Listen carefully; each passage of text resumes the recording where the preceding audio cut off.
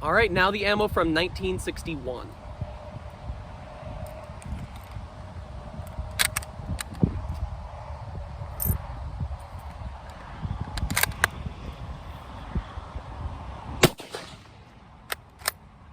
$2,609.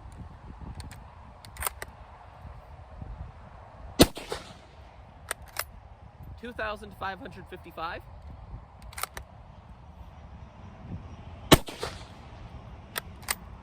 $2,561.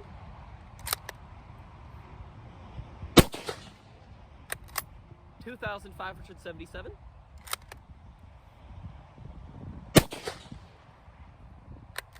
$2,536.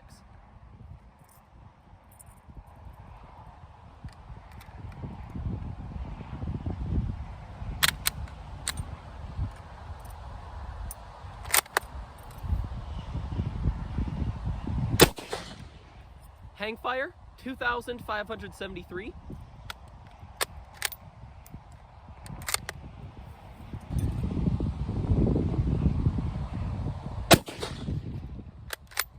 $2,575.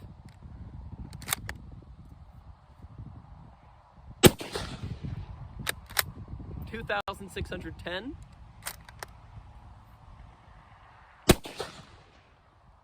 $2,530.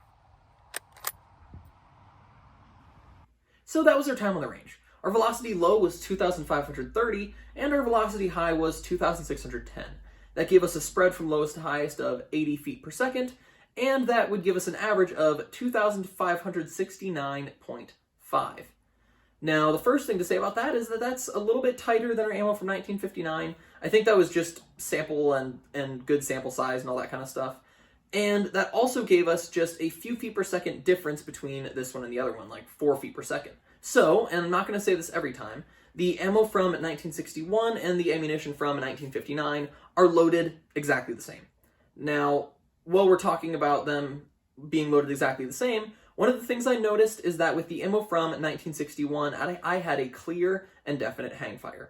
It was still fairly minor. It was click boom, not click boom. But it was there, and that might be a turnoff for some people. So one really minor hangfire, but in general, basically the exact same results that we got with the ammo from 1959, and this ammunition was in line in loading with the other ammos in this weight category. I'm not going to rehash the whole history thing again. If you want to see that, go watch the video on 1959, but the short version is this ammunition was manufactured in a factory called MWK. That's what the 04 is on the back of the head stamp. And this ammunition was made between 1957 and 1961, so this was the last year of production.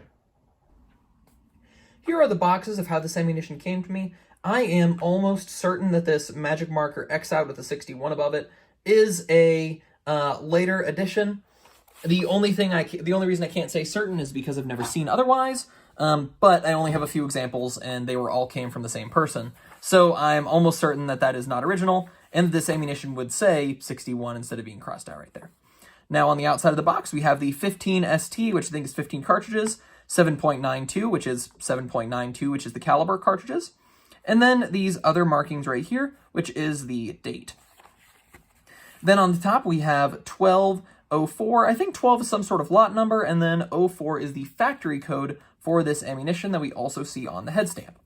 While we're talking about the head stamp, let's open it up and see inside. And you will see 15 cartridges packaged inside, back and forth and back and forth. If I pull one out, much like the ammo from 1959, they have a black annealing on it. It says 04, again, factory code, and then 61 on the bottom, which is the date. That's the full round. There we go. So you can just see the one hole down there in the bottom, and that is because this ammunition has a single flash hole. I don't know why exactly they do that. It tends to lead to less quality primer hits. I don't know if that's necessarily because it is having a harder time actually getting the primer to the powder, or if it's just lower quality ammunition, and that is the major factor there. Now, let's talk about the bullets. The lowest bullet weight was 177.5 grains, and the highest was 178.9 grains. So our spread from lowest to highest is 1.4 grains. And our average was 178.15 grains. That is 0.8 grains lighter than the ammo from 1959, and exactly what we would expect inside of this weight category. Now, as for that spread, it's consistent with other military surplus ammunitions, not exceptionally good, not exceptionally bad, just kind of what you would expect. These rounds are just a normal pointed boat-tailed FMJ.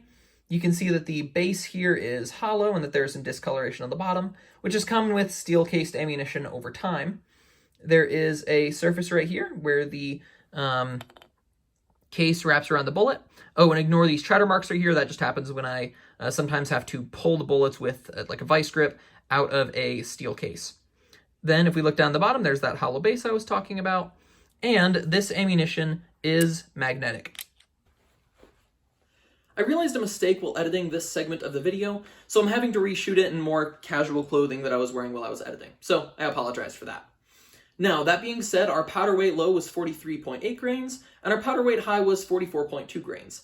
That gave us a spread of 0.4 grains from the lowest to the highest, and an average of 44.06 grains. Now, that is a little bit less consistent than our ammunition from 1959 that we just tested. However, that is still fairly consistent. So perhaps I was a little bit too harsh on the quality of the original manufacture of this ammunition. That being said, though, I did still have that hang fire, so my statements about the modern usage of this ammunition still stands. The powder used for this ammunition is a cylindrical powder, as you can see right here. This is really common with different military surplus ammunition, and we've seen it plenty of times before on this channel with 8mm Mauser ammunition. My thoughts on this ammunition are basically the exact same as the ammo from 1959. 1, don't shoot this ammo at steel targets in dry areas. You'll start a fire, people will get mad at you, it's not worth it. 2, treat this ammo as corrosive. I always treat surplus ammo as corrosive unless I have a reason to believe otherwise.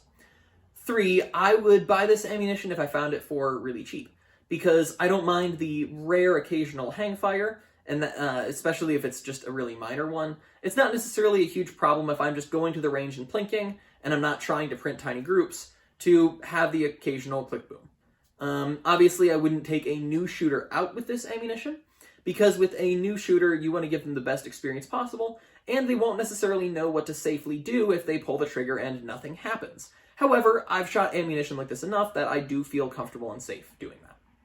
Now, something I need to say about this, the reason I do this type of ammunition where I do 1959 and 1961 and do them as separate, even though they're almost the exact same, is because people have asked for that. People like to be able to search an ammunition and find my exact video on it. It's basically more like a catalog than just having all of the information there. So if I found ammunition from 1960, 1958, 1957, I would do those videos again, and I would probably say basically the exact same thing I did in this one, but people have asked for that, and it's useful for a lot of people. If you don't like it, that's okay. You can just watch the last one or just watch this one, and then in the future, when I do videos on other ammunition, you can watch those as well. All of that being said, I am 8mm Mauser Man, and I fired ammunition from the 60s from a country that no longer exists. But I lived on. Which proves it's hard to get the best of a man named John. Big John. Big John.